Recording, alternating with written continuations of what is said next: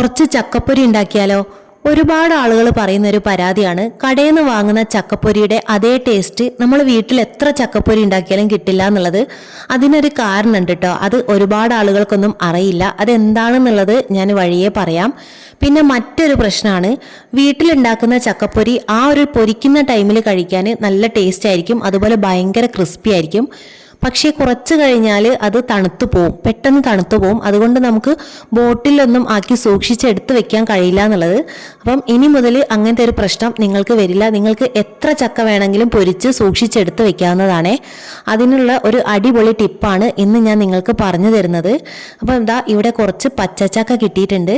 ചക്കപ്പൊരി ഉണ്ടാക്കുന്ന സമയത്ത് എപ്പോഴും നമ്മൾ ശ്രദ്ധിക്കേണ്ട ഒരു കാര്യം, ഒരുപാട് മൂത്ത ചക്ക എടുക്കരുത് കേട്ടോ. അതായത് ഏകദേശം മൂത്ത് പഴുക്കാനായ ആ ഒരു ചക്ക ഉണ്ടല്ലോ, അതെടുക്കരുത്. ഏകദേശം ഒരു മീഡിയം സ്റ്റേജിലുള്ള ചക്കയാണ് എപ്പോഴും എടുക്കേണ്ടത്. എനിക്ക് കിട്ടിയത് അത്യാവശ്യം നല്ല നീളമുള്ള ചക്കയാണ് കേട്ടോ. പിന്നെ അരിയുന്നതെല്ലാം നിങ്ങളുടെ ഇഷ്ടത്തിനനുസരിച്ച് കട്ടി കൂട്ടിയോ കട്ടി കുറഞ്ഞോ എങ്ങനെ വേണമെങ്കിലും അരിഞ്ഞെടുക്കാവുന്നതാണ്. ചക്കയൊക്കെ അതാ ഏകദേശം നന്നായിട്ട് അരിഞ്ഞെടുത്തിട്ടുണ്ട്. ഇനി ഇതിൽ മസാല പുരട്ടി കൊടുക്കണം. ചില ആളുകൾ ഉപ്പും മഞ്ഞളും മാത്രം ചേർത്ത് ചക്ക പൊരിച്ചെടുക്കുന്ന ആളുകളുണ്ട്. ഞാൻ എപ്പോഴും മുളക് പൊടി ചേർക്കാറുണ്ട്. മുളക് പൊടി ചേർത്ത് ചക്ക പൊരിച്ചെടുക്കുമ്പോൾ അതിന് കുറച്ചും കൂടി ടേസ്റ്റ് കൂടുതലായിട്ട് തോന്നിയിട്ടുണ്ട്.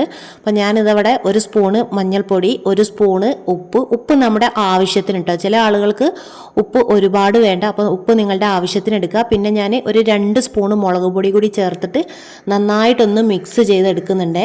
അപ്പം എരിവൊക്കെ നിങ്ങളുടെ ആവശ്യത്തിനനുസരിച്ച് ഇടുക. അപ്പോൾ കുട്ടികൾക്കൊക്കെ കൊടുക്കാനാണെങ്കിൽ എരിവ് ചേർക്കണം എന്നില്ല. മുളക് പൊടി ചേർക്കാതെ വെറും മഞ്ഞൾപ്പൊടിയും ഉപ്പും മാത്രം ചേർത്തിട്ട് നിങ്ങൾക്ക് പൊരിച്ചെടുക്കാവുന്നതാണ് കേട്ടോ. പക്ഷേ ഒരുപാട് ചേർക്കണം എന്നില്ല, നമ്മുടെ ആവശ്യത്തിന് മാത്രം.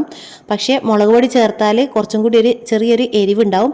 കാശ്മീരി മുളക് പൊടിയല്ല, സാധാ മുളക് പൊടിയാണ്. അങ്ങനെ ഇതാ ഏകദേശം നന്നായിട്ട് മിക്സ് ചെയ്തെടുത്തിട്ടുണ്ട്. ഇനി ഇത് വേറൊരു പാത്രത്തിലേക്ക് മാറ്റി കൊടുക്കണം.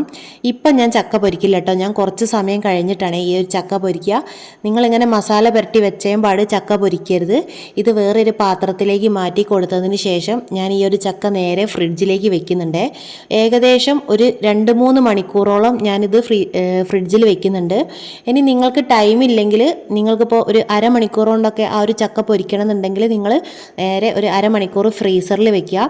ഒരു 2-3 മണിക്കൂറിന് ശേഷം ഞാൻ ഫ്രിഡ്ജിൽ നിന്ന് ഇതാ ചക്ക പുറത്തെടുത്തിട്ടുണ്ട്. ഇനി നമുക്ക് ഇത് ആ ഒരു തണുപ്പോട് കൂടെ തന്നെ പൊരിക്കണം കേട്ടോ. തണുപ്പ് മാറുന്നത് വരെ പുറത്ത് വെക്കരുത്. ഫ്രിഡ്ജിൽ നിന്ന് എടുത്ത ആ ഒരു ടൈമിൽ തന്നെ നിങ്ങൾ പൊരിക്കുക. ഇതാണ് ഞാൻ പറഞ്ഞ ഒരു ടിപ്പ് എന്ന് പറയുന്നത്. ചക്ക ആ ഒരു തണുപ്പോട് കൂടി പൊരിക്കുന്ന സമയത്ത് നമുക്ക് ഭയങ്കര ക്രിസ്പി ആയിട്ട് കിട്ടുക. ഞാനിവിടെ ഉപയോഗിക്കുന്നത് വെളിച്ചെണ്ണയാണ്. ഞാൻ എല്ലാ പ്രാവശ്യവും വെളിച്ചെണ്ണയിൽ തന്നെയാണ് പൊരിക്കാറ്. അപ്പോൾ നിങ്ങൾക്ക് വെളിച്ചെണ്ണ താല്പര്യമില്ല, സൺഫ്ലവർ ഓയിലൊക്കെ ഉപയോഗിക്കുന്ന ഒരുപാട് വേറെ ഓയിലുകളൊക്കെ അല്ലെങ്കിൽ തവിടെണ്ണ അതൊക്കെ യൂസ് ചെയ്യുന്ന ആളുകളുണ്ടാവും. ഏത് എണ്ണ ഉപയോഗിച്ചാലും ഒരു പ്രശ്നമില്ല കേട്ടോ. ഞാൻ നമ്മുടെ സാധാ ആട്ടിച്ച വെളിച്ചെണ്ണയിലാണ് ചക്ക പൊരിച്ചെടുക്കുന്നത്. അപ്പോൾ നന്നായിട്ട് സമയം എടുത്ത് പൊരിക്കുക. തീയൊന്നും ഒരുപാട് പെട്ടെന്നാവണമെന്ന് വിചാരിച്ചിട്ട് തീയൊന്നും ഒരുപാട് കൂട്ടിയിടരുത്. സമയം എടുത്തിട്ട് പൊരിക്കുക. ഫ്രിഡ്ജിൽ നിന്ന് പുറത്തെടുത്താൽ പിന്നെ നമുക്ക് ഒന്നും ചെയ്യാനില്ല കേട്ടോ. തണുപ്പ് മാറാതെ ആ ഒരു തണുപ്പോട് കൂടെ തന്നെ പൊരിച്ചെടുക്കുക. എന്നിട്ട് ഇത് ആ ഒരു വെളിച്ചെണ്ണയിൽ നിന്ന് ഊറ്റിയിട്ട് നേരെ ഒരു പാത്രത്തിലേക്ക് ഇട്ട് കൊടുക്കണം. പിന്നെ ചൂട് തണിഞ്ഞതിന് ശേഷമാണ് നമുക്കൊരു ബോട്ടിലേക്ക് മാറ്റി കൊടുക്കേണ്ടത്.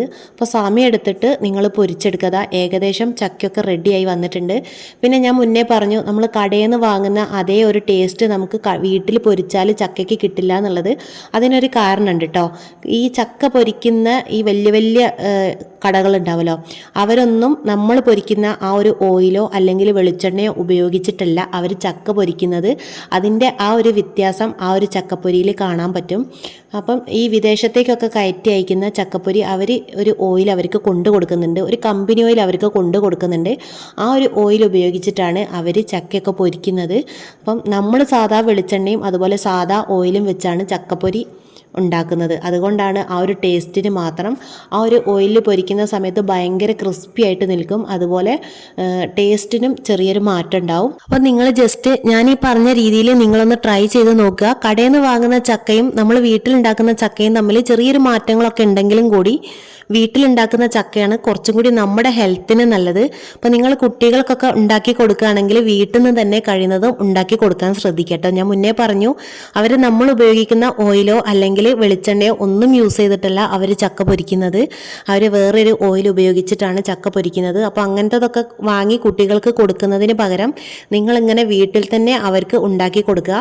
പിന്നെ ഫ്രിഡ്ജിൽ വെച്ച ചക്ക പുറത്തെടുത്ത് വെക്കുന്ന സമയത്ത് നിങ്ങൾക്കൊരു കുഴഞ്ഞ രൂപത്തിലാണ് കേട്ടോ കിട്ടുക. ആ ഒരു സമയത്ത് നിങ്ങൾക്ക് തോന്നും അയ്യോ ഇത് എന്താ കേട് വന്നു പോയോ, ചീത്തയായി പോയോ എന്നൊക്കെ തോന്നും. അങ്ങനത്തെ ഒരു പ്രശ്നമില്ല. ഫ്രിഡ്ജിൽ വെക്കുന്ന സമയത്ത് ആ ഒരു ചക്ക ഒന്നും കൂടി കുഴയും. പക്ഷേ വെളിച്ചെണ്ണയിലേക്ക് ഇട്ടാൽ അത് പെട്ടെന്ന് സെറ്റായി കിട്ടും കേട്ടോ. അങ്ങനത്തെ ഒരു പ്രശ്നമില്ല. അതാണ് ഞാൻ പറഞ്ഞത്, ഫ്രിഡ്ജിൽ വെക്കാനുള്ളത് കൊണ്ട് നിങ്ങൾ ചക്കയിൽ വെള്ളം ഒഴിക്കാനേ പാടില്ല. മുളകും ഉപ്പും ഇട്ടിട്ട് ജസ്റ്റ് ഒന്ന് ഇളക്കി യോജിപ്പിക്കുക മാത്രം ചെയ്യുക. വെള്ളം മിക്സ് ചെയ്താൽ ഫ്രിഡ്ജിൽ വെക്കുന്ന സമയത്ത് അത് പിന്നെയും വെള്ളമാവും. ഓൾറെഡി നമ്മൾ ഫ്രിഡ്ജിൽ വെച്ച ചക്ക പുറത്തെടുക്കുമ്പം ചെറിയൊരു വെള്ളം ഒലിക്കുന്നത് പോലെ ഉണ്ടാവും. അതൊന്നും നിങ്ങൾ കാര്യമാക്കണ്ട.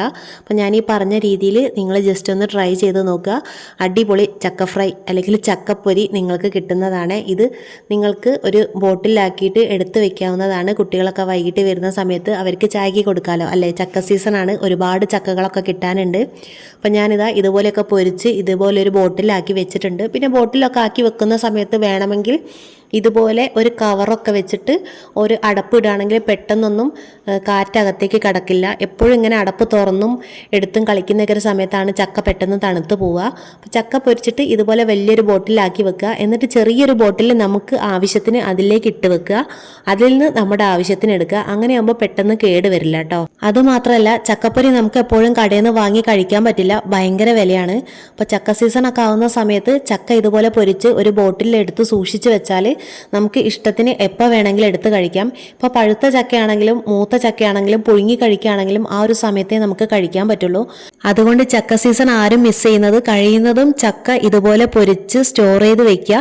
ചക്ക ഇല്ലാത്ത കാലത്തും നിങ്ങൾക്ക് ഇഷ്ടം പോലെ എടുത്ത് കഴിക്കാവുന്നതാണ്. ചക്കപ്പൊരി എത്ര ഉണ്ടാക്കിയിട്ടും നന്നാവുന്നില്ല, അത് പെട്ടെന്ന് തണുത്തു പോകുന്നു. ഇങ്ങനത്തെ പ്രശ്നങ്ങളൊക്കെ നിങ്ങൾക്കുണ്ടെങ്കിൽ നിങ്ങൾ ഒരു പ്രാവശ്യമെങ്കിലും ഞാൻ ഈ വീഡിയോയിൽ പറഞ്ഞ രീതിയിൽ ഒന്ന് ട്രൈ ചെയ്ത് നോക്കുക കേട്ടോ.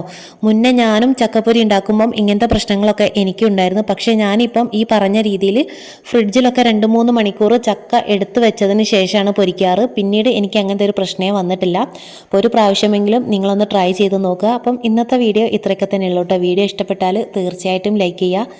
നിങ്ങളുടെ അഭിപ്രായങ്ങളൊക്കെ ഒന്ന് കമൻറ്റിൽ പറയാം കേട്ടോ. പിന്നെ നിങ്ങൾ എൻ്റെ ചാനൽ ആദ്യമായിട്ടാണ് കാണുന്നതെങ്കിൽ ഒന്ന് സബ്സ്ക്രൈബ് ചെയ്യുക. Okay, bye.